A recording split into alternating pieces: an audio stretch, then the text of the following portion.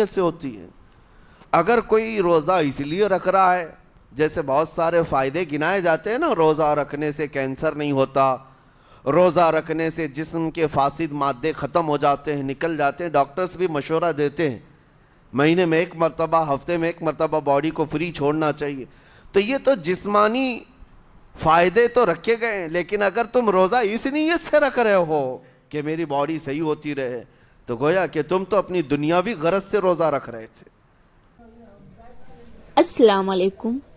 رمضان سے پہلے یہ ویڈیو آپ کو ضرور دیکھنا چاہیے کہ روزہ رکھنے سے پہلے ہمیں نیت کیسی رکھنی چاہیے، ہم خدا کے ڈر سے روزہ ہیں یا دنیا کو دکھانے کے لیے۔ تو ویڈیو کے لاسٹ تک بنے رہیے، اچھی لگے تو لائک شیئر کر دیجئے۔ یہ فائدے تو ملنا ہی ملنا ہے، یہ فائدے یوں بھی ملیں گے اللہ تعالیٰ کی طرف سے آپ کو، لیکن نیت وہ نہیں۔ روزہ رکھنے کی نیت یہ ہو کہ میرا رب مجھ سے راضی ہو جائے اور مجھے رب تبارک و تعالیٰ کا خوف اور تقوی حاصل ہو جائے۔ نیت میں برکت ہے، اور جن کاموں کو آپ اچھی نیت سے کریں گے اسی طرح ان کاموں میں اثر بھی پیدا ہوگا۔ روزہ رکھنے سے پہلے آج نیت یہی کریں کہ مولا تعالیٰ یہ روزہ میرے تمام برے اعمال کے لیے کفارہ ہو جائے، یہ ڈھال بن جائے۔ جانتے ہیں آپ، اپنے نفس امارہ کو روکنے کا سب سے بہترین آلہ بھوک ہے۔ بھوک، جتنا آدمی بھوک کے ذریعے سے اپنے نفس کو مار سکتا ہے دوسری کوئی چیز نہیں۔ آپ دیکھیں اس رمضان المبارک میں بہت ساری حلال چیزیں آپ کو حرام کر دی گئی ہیں، یعنی سحری سے لے کر افطاری تک۔ میں یہ نہیں کہہ رہا کہ شراب پینا حرام ہے، نشہ کرنا حرام ہے، وہ تو پوری زندگی بھر حرام ہے، لیکن آپ کو چاول روٹی تو حلال ہے نا، سبزے سیب پھل فروٹ تو حلال ہے، لیکن یہ حلال چیزیں بھی اللہ نے آپ پر حرام رکھی ہیں، روزے کے عالم میں نہیں کھا سکتے۔ سحری سے لے کر افطار تک یہ حلال لقمے، پانی تو حلال ہے، پاک ہے، لیکن آپ کے لیے روزے کے عالم میں حرام ہے۔ اسی طرح شادی شدہ مرد اپنی عورت کے ساتھ زندگی بھر کبھی بھی جمع کر سکتا ہے، رات میں سو سکتا ہے، لیکن حالت روزہ میں وہ حلال کام بھی حرام ہے، حلال کام بھی حرام ہے۔ اپنی عورت سے جمع کرنا حالت روزہ میں کیوں روکا گیا؟ کھانا پینا بھی حلال تھا، عورتوں کے ساتھ شباشی بھی حلال تھی، لیکن روزے کے عالم میں ان حلال چیزوں کو روکا گیا۔ تو آپ سوچ سکتے ہیں اس چیز کو، سوچ سکتے؟ وجہ یہ ہے کہ حلال چیزوں سے آپ کو روک کر بڑے حرام چیزوں سے بچانا مقصود ہے۔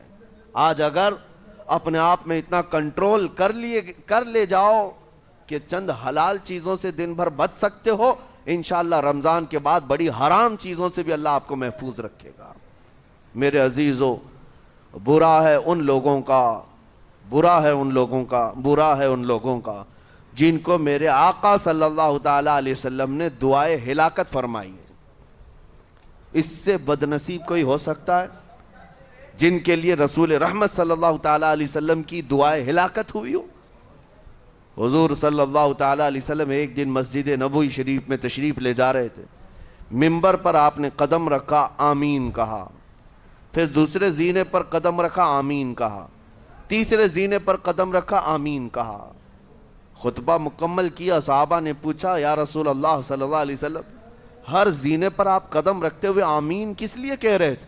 سنو، رسول پاک صلی اللہ علیہ وسلم ارشاد فرماتے ہیں کہ میں جب پہلے زینے پر قدم رکھا تو سید الملائکہ جبرائیل امین آئے اور دعا کرنے لگے۔ کیا دعا کیا؟ یوں کہا، یا رسول اللہ صلی اللہ علیہ وسلم، وہ شخص ہلاک و برباد ہو جائے جو آپ کا نام سنے اور پھر اس کے بعد درود نہ بھیجے۔ حضور فرماتے میں نے آمین کہا۔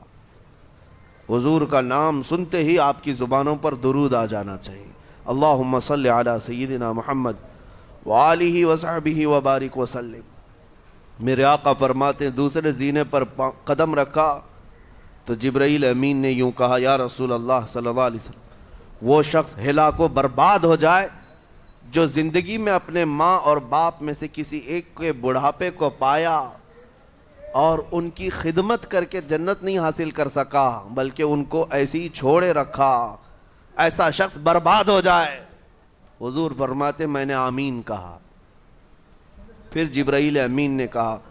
تیسرے زینے پر قدم رکھتے ہی میرے آقا فرماتے ہیں جبرائیل نے یوں دعا کی کہ اے اللہ کے رسول، وہ شخص ہلاک و برباد ہو جائے جو رمضان کا مہینہ پایا لیکن اس کا ادب نہیں کر سکا، اس کا احترام نہیں کر سکا. حضور فرماتے میں نے اس پر بھی آمین کہا.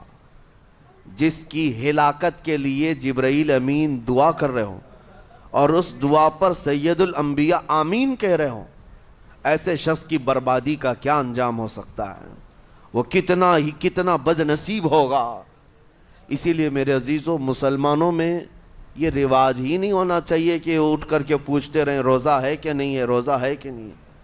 مسلمان ہے تو روزہ ہے، اور یہ کوئی آپشنلی عبادت نہیں ہے کہ 4 رکھ لیا 2 نہیں رکھا. آپشنلی نہیں، یہ فرض عین ہے.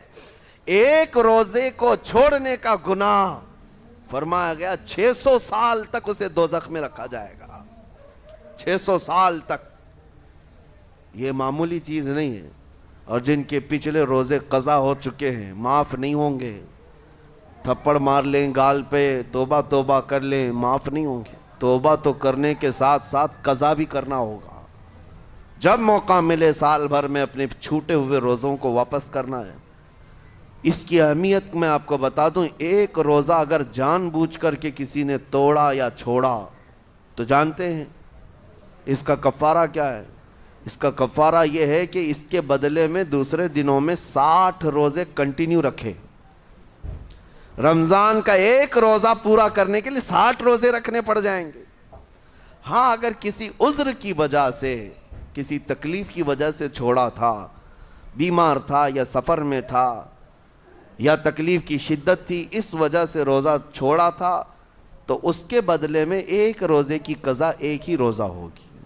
لیکن بغیر کسی عذر کے، شہوت کی وجہ سے، نفس پرستی کی وجہ سے توڑا تھا یا چھوڑا تھا تو پھر 60 روزے رکھنے پڑ جائیں گے.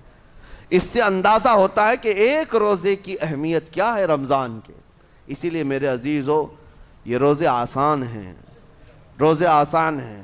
اس کو رکھ لو، اس کی جزا بہت بڑی ہے، اس کی جزا بہت بڑی. ویسے بھی آپ دوسرے دنوں میں لیٹ ناشتہ کرنے کے بھی عادی ہیں. ممبئی والوں کا تو حال یہ ہی ہے. 12 بجے کے بعد 1 بجے 2 بجے تو ان کے ناشتے ہوتے ہیں. دوپہر کا کھانا تو شام 5 بجے ہو رہا ہوتا ہے. بس وہ ناشتہ سکپ کرنا ہے. دوپہر کے کھانے جو آپ کے ہوتے ہیں اس سے اور تھوڑا ایکسٹینڈ کر لیں تو افطاری کا وقت آ جاتا ہے. کوئی بہت بڑی دقت کی بات نہیں، کوئی بہت بڑے بوجھ کی بات نہیں، آسان ہے. آج الحمدللہ ہمارے 5 سال 6 سال کے بچے روزہ رکھ لیتے ہیں. تو بڑوں کو تو اللہ نے جو طاقت عطا کی ہے، روزہ ہرگز ترک مت کرو. لیکن ساتھ میں آج یہ میسج ضرور دوں گا، نیت یہ کرو کہ مجھے تقوی مل جائے، مجھے پرہیزگاری مل جائے. اور یہ آپ کو خود چیک کرنا ہوگا. روزانہ رات کو نماز میں کھڑے ہو جاؤ تراویح کے، دیکھو کہ کتنی تبدیلی آ رہی ہے. آج میں نے روزہ افطار کیا، میرے اندر بدلاؤ آیا کہ نہیں آیا؟ اور اگر نہیں آ رہا ہے، کوئی تبدیلی نہیں آ رہی ہے، تو اس کا مطلب ہے آپ تقوی نہیں حاصل کر رہے. آپ تو روز مرہ کی روٹین پر چل رہے ہو. روٹین پر چلنے کا مطلب یہ روزہ نہیں ہے. روزہ تقوی دے کر جاتا ہے بندے کو، روزہ خوف خدا دے کر جاتا ہے بندے کو. اسی لیے میرے عزیزو، آج دیکھیں آپ بہت ساری برائیوں سے رمضان میں بچ جاتے ہیں. تھوڑی اور محنت کی ضرورت ہے. ہم نے دیکھا ہے بہت سارے گھروں میں، باقی عیاش گھروں کی مجھے کوئی وہ نہیں ہے، ان سے کوئی لینا دینا نہیں، لیکن نارمل مسلمانوں کے گھروں میں بھی ہوتا یہ ہے، عورتیں بچوں کو تلقین کرنا شروع کر دیتی ہیں، گانے بند کرو، ٹی وی بند رکھو، بہت ساری چیزیں بند رکھو کہ رمضان آیا ہوا ہے. اور رمضان میں اگر ٹی وی لگا بھی لیا تو کچھ اسلامک چیزیں دیکھنے لگ گئے. ماحول تم نے خود ہی بدلا ہے اپنے گھر میں. کچھ چیزوں کو آپ نے بدلا ہے اور کچھ چیزوں کا ادب آپ نے کرنا شروع کیا ہے. اسی کو اور تھوڑی سی محنت کے ساتھ بڑھا لیا جائے، قسم رب ذوالجلال کی ہر برائی رمضان میں ہی آپ سے ختم ہو جائے گی. جس کی کوئی چیز چھوڑنے پر نہیں چھوٹتی ہے وہ رمضان میں کر کے دیکھ لے. اللہ کی بارگاہ میں یہ عہد کرے کہ مولا دن بھر میں تیری رضا کے لیے بچ رہا ہوں, مجھے میری باقی زندگی میں ان گناہوں سے بچا لے. وہ رحمان ہے, جب وہ تمہیں اس کے بدلے میں جنت دیتا ہے تو یہاں برائیاں کیوں نہیں چھڑواتا؟ یقیناً وہ برائیوں کو تم سے دور کرے گا. قرآن کا فرمان عالی شان لعلکم تتقون, اسی پر میں نے آپ کے سامنے بات رکھی ہے. روزے اس لیے فرض کیے گئے ہیں تاکہ تمہیں تقوی مل جائے, پرہیزگاری مل جائے. بعض لوگوں کو دیکھا گیا ہے رمضان المبارکہ میں بھی وہ اپنی بری حرکات سے باز نہیں آئے, ان کی روٹین ویسی ہی جاری رہی. نعوذ باللہ نظروں کی خطائیں بھی باقی رہیں. اور سب سے بری چیز یہ ہے کہ رمضان میں شیطان کی نیابت اگر کوئی کر رہا ہوتا ہے تو تمہارا یہ موبائل فون ہے. اکثر لوگ یہ سمجھتے ہیں کہ اس موبائل فون کو ہم استعمال کرتے ہیں تاکہ ٹائم پاس ہو جائے, روزہ کا وقت قریب آ جائے. اس ٹائم پاس کے چکر میں تم کیا کیا دیکھتے رہ جاتے ہو اور کہاں تک یہ چیزیں پہنچاتی ہیں تمہیں اندازہ بھی نہیں ہوتا, احساس بھی نہیں ہوتا. تو تمہاری رہی صحیح عبادت کو بھی یہ ہضم کر جاتا ہے, کھا جاتا ہے. اس کے استعمال پر اگر کنٹرول ہے تو خوب استعمال کرو, لیکن کنٹرول نہیں ہے تو اے نوجوانوں اس کا بھی روزہ رکھو. اس انٹرنیٹ کی بلاؤں سے محفوظ ہو جاؤ. اس لیے کہ بہتوں کو میں نے دیکھا ہے ان کے دن بھر اور رات بھر رمضان میں سوشل نیٹ ورکس پر مصروفیت ویسی کی ویسی ہے جیسے دوسرے دنوں میں تھی. وہ رات بھر چیٹنگ میں بھی مصروف ہیں, ایک دوسرے کو ادھر ادھر بھیجنے میں بھی مصروف ہیں. ساری چیزیں جوں کی توں چل رہی ہیں. تو تمہارے موبائل نے تمہیں تقوی سے بہت دور رکھا ہے, تمہیں رب تعالیٰ کے قریب ہونے نہیں دیتا. اپنے آپ کو بدل لو. ظاہر سی بات ہے یہ سخت چیز ہے, اگر کوشش کرو گے تو بچ جاؤ گے. اور تقوی اتنی آسانی سے تو نہیں ملتا. اپنے آپ کو سٹرگل کرو, انشاءاللہ العزیز دل پاک ہو جائے گا. پھر آپ کو اپنی زندگی کے اندر جو اجالے نظر آئیں گے وہ خود آپ محسوس کریں گے, آپ محسوس کریں گے. گناہوں کے اندھیروں نے دل پر ایسی کالک رکھی ہے کہ آپ کو کچھ بھی یہاں پر سمجھ میں نہیں آتا. ورنہ نمازوں کا لطف ایسا ہے, قرآن کا مزہ ایسا ہے, جسے یہ لگ جائے دنیا کی کوئی نعمت اس کے سامنے ہیچ نظر آتی ہے, کوئی چیز اسے اچھی نہیں لگتی. لیکن کب؟ جب اسے تقوی کا اجالا حاصل ہو جائے. میرے عزیزو, اللہ کریم کی بارگاہ میں دعا گو ہوں, مولا قدیر و جبار ہم سب کو تقوی و پرہیزگاری عطا فرمائے, اور ہم سب کے روزوں سے اللہ تعالی ہمیں پرہیزگاری عطا فرمائے. ان روزوں کے انوار اور برکات اور رمضان کے احترام کی ہمیں توفیق عطا فرمائے. مولا کریم تیری خشیت سے اور تیرے خوف سے آنکھیں جو بھیگتی ہیں ان آنکھوں میں ہمارا شمار فرما دے. تیرے یاد میں رونے والے بندوں میں ہم سب کو شامل فرما. وصلی اللہ تعالی علی خیر خلقی محمد وآلہ واصحابہ اجمعین, وآخر دعوانا ان الحمد للہ رب العالمین. السلام علیکم.